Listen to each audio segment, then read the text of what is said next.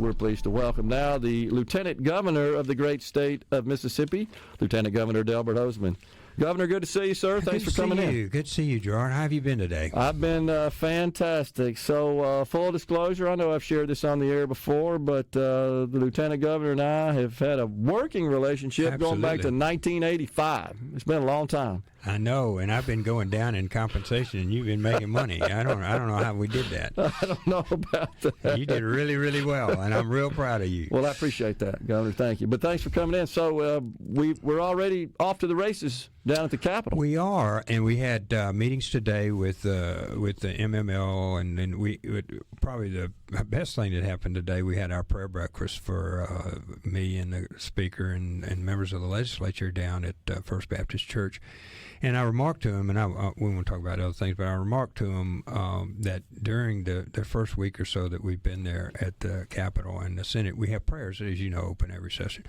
And we have had Pentecostals, Presbyterians, Baptists, a real Irish priest. I was actually born in Ireland. And each one of them have prayed, male, female, black, white. I mean, we've had just a mixture of people that prayed, and how important that was to the state that we start that process with a prayer, and how people feel the power of prayer, and all of these. There's a number of different ministers and pastors there, how they feel the power of prayer, and how really our government tree is rooted in Christianity. Yeah.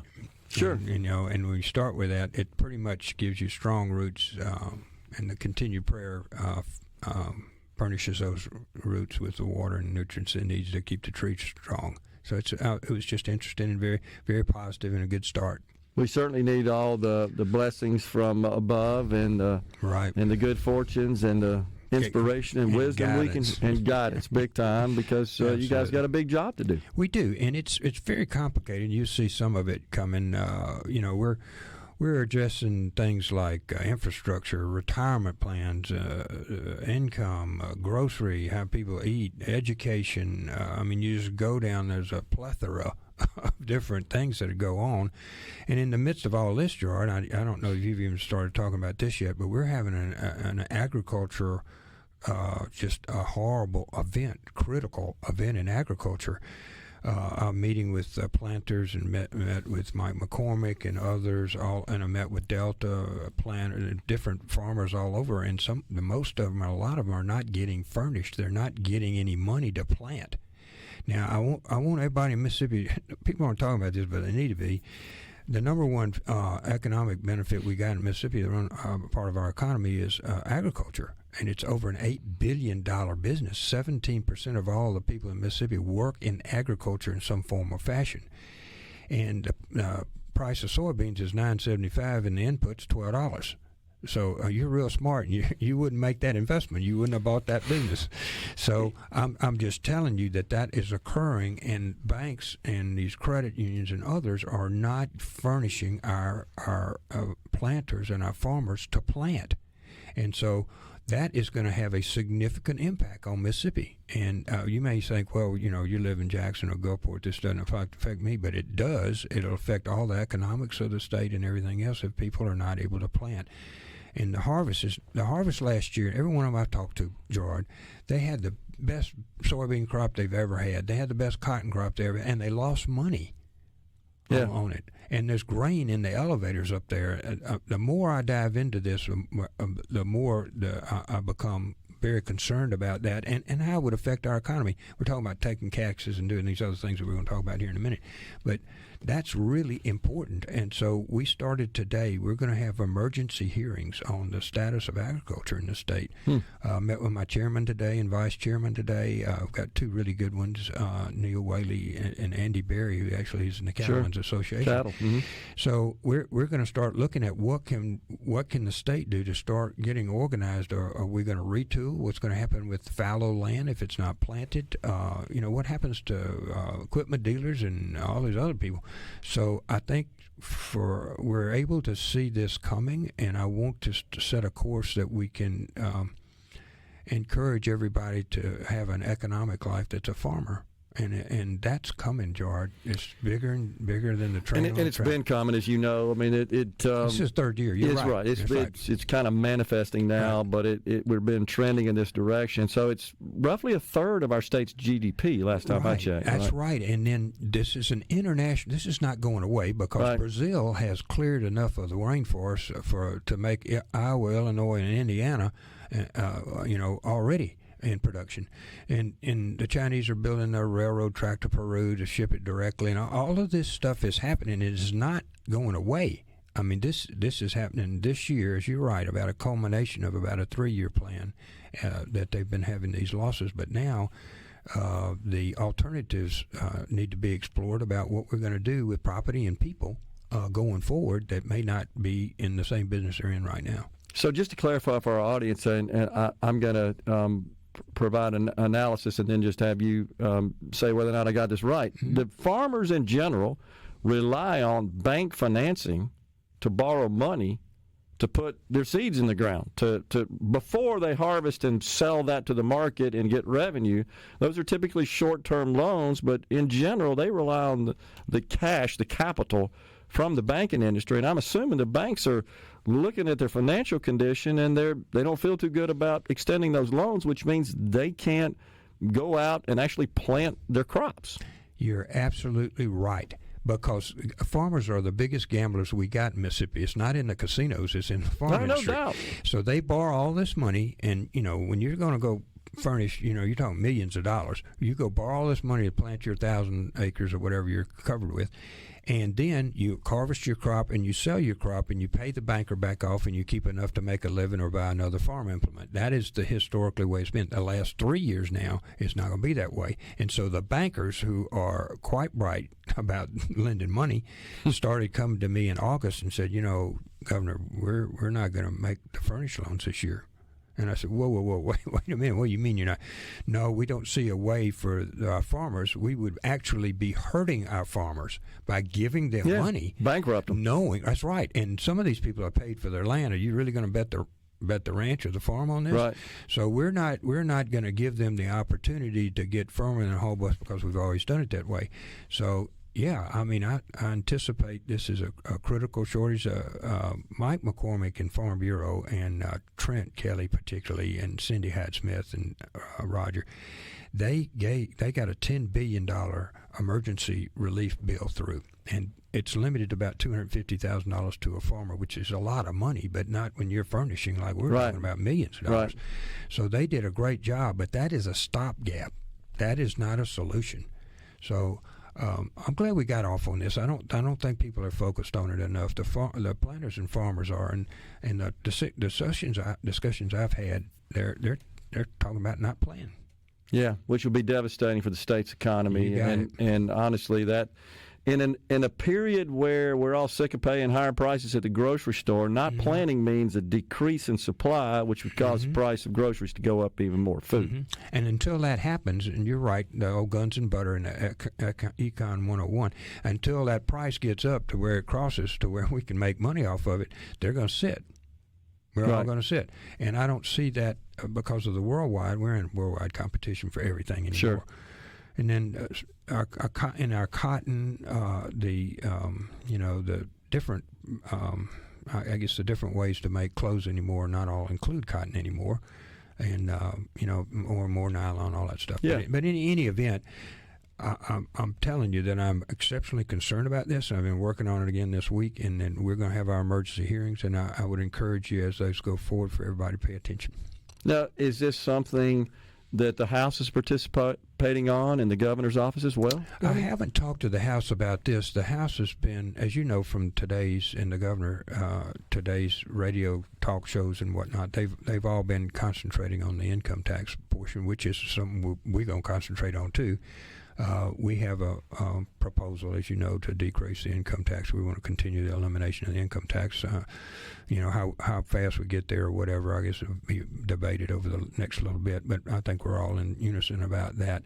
So their bill has been mainly on the income tax. And I've been a proponent of eliminating the grocery tax, and I think the House has come forward with that as well. So those two key issues are going forward. we have other issues that we'll be discussing. Okay. I want to talk about the pension plan a little bit.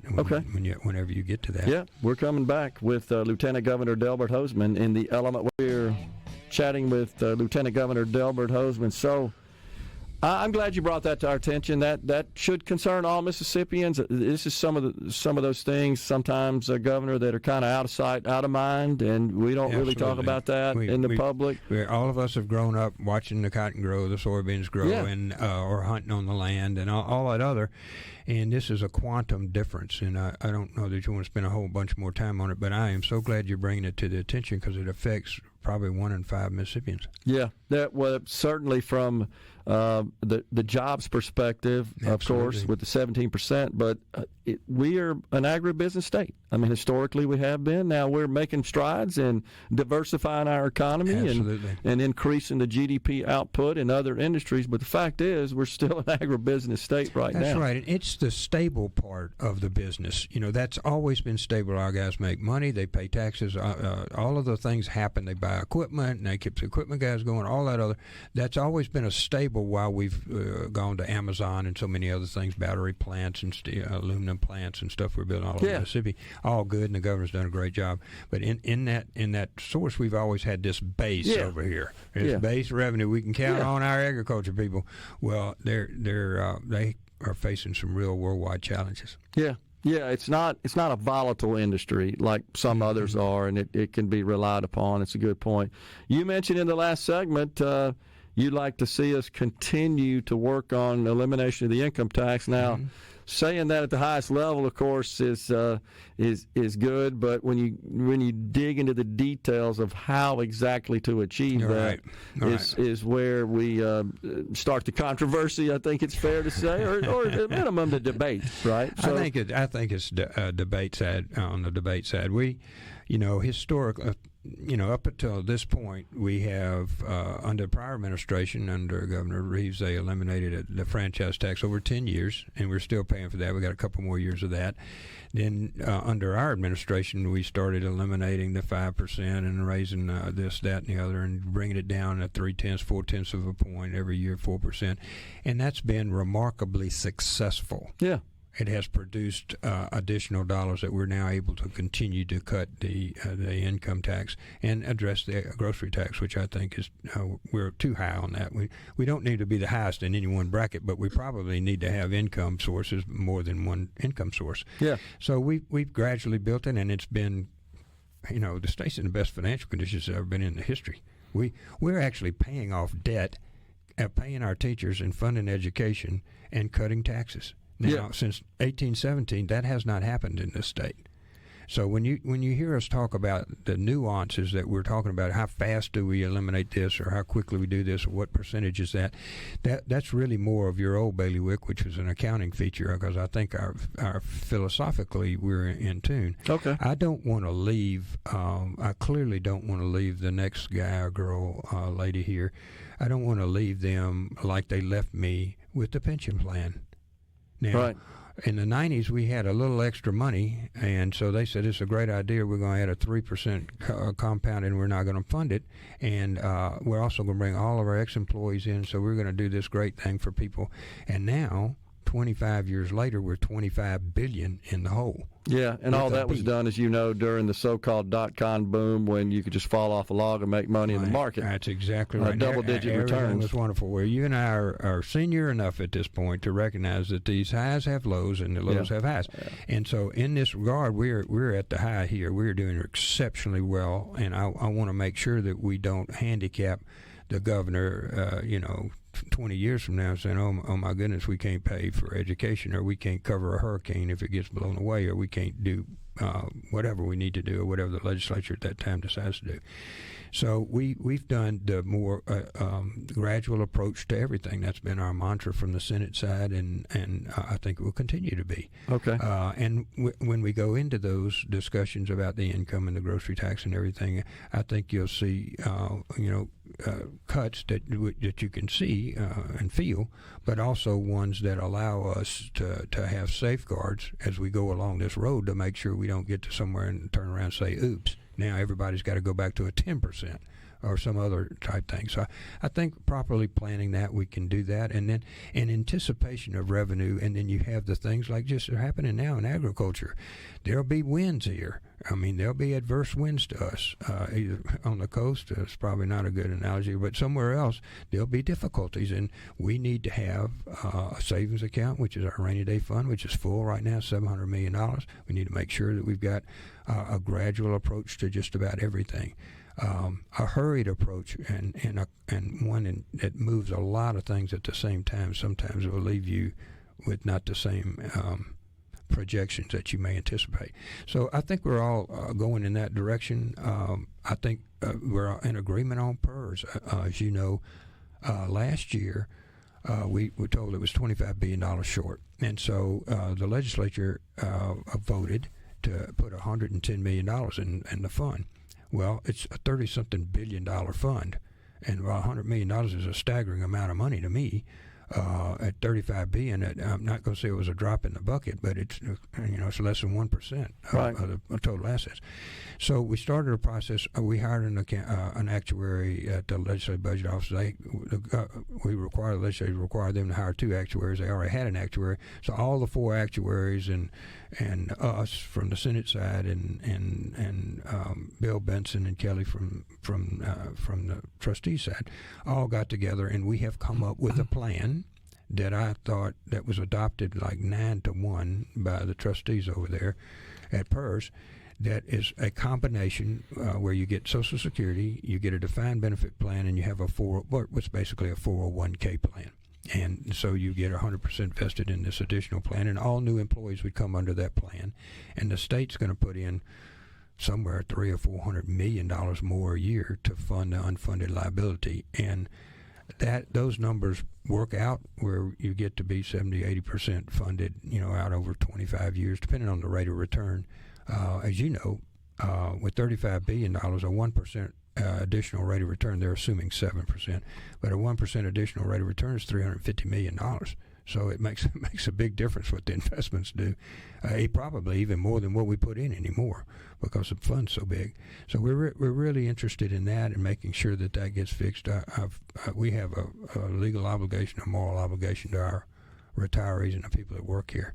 So we'll start a new plan of what they call a 5th tier. It'll start in July, I hope, of this year, and we'll start climbing back out of the $25 billion ditch which will help, as you know, and I haven't seen the actuarial analysis when you insert a 5th tier in, how that affects projections going forward, but it doesn't immediately solve the problem or get us to the 80% funding level, which is considered totally solvent and safe.